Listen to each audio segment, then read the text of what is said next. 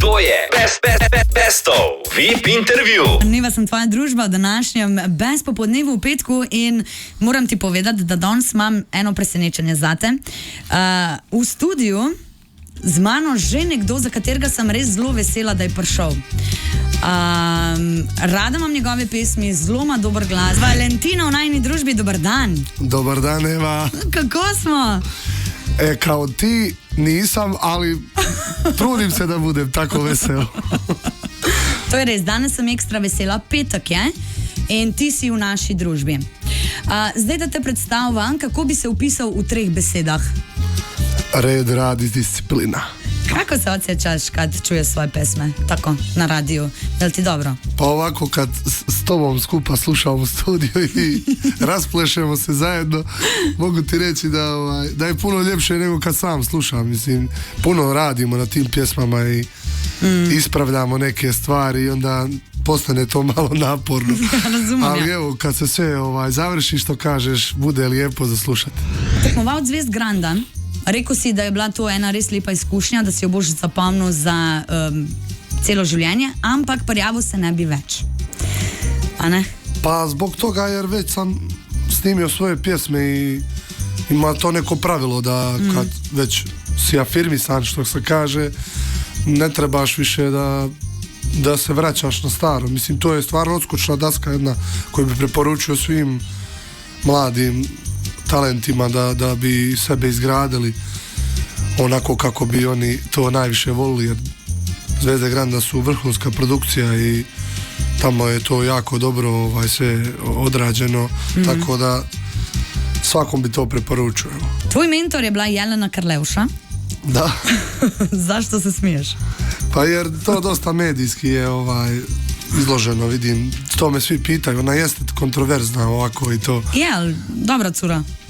Pa dobra, jeste zgodna i lijepa. I to da, sigurno. Nemo šta loše o njoj da kažem. Ja, lepa Jelena Karleuša je bila njegov mentor. Podporo si dobil tudi od Ace Lukasa in pa Saše Matiča. In Saša Matič je napisal glasbo za tvojo pesem Solo.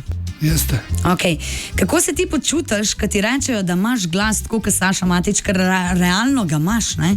Zveniš zelo podoben Saši Matiču. Da, ta boja glasa nam je dosta slična i ja kad sam bio u tim početcima, poslije kad je već bilo to takmičenje, onda smo pobjedio na radijskom festivalu u Zagrebu, pa sam bio gost u Areni i poslije toga sam izdao svoju prvu pjesmu koju je potpisao on glazbu i ponosan sam na taj projekat, iskreno, a i na to što me upoređuju sa njim, mislim, stvarno je on vrhunski vokal i velika zvijezda. Povej mi, kdo bi rekao da je tvoj najboljši prijatelj iz estrade? Pa možda od ovih starijih, eto, neka bude Saša ili Aca Pejović, a od ovih mlađih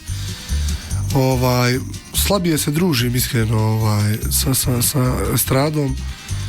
Ovako kad se sretnemo, Uroš Živković i ne znam, mnogo njih, tih mlađih, mogao bi nabrajati sada, ne znam nija koliko, ali sada mi je neko baš u svakodnevnom životu da se družim, nije.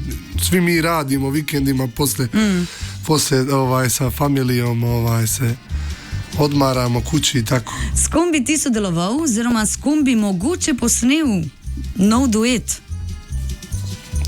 Pa evo, mogu da najavim, iskreno, pošto ste ti jako tako prijatna i hvala. U drugom dijelu albuma izaći će duet, to je tekst Marine Tucaković, okay. Ana Kokić će biti okay.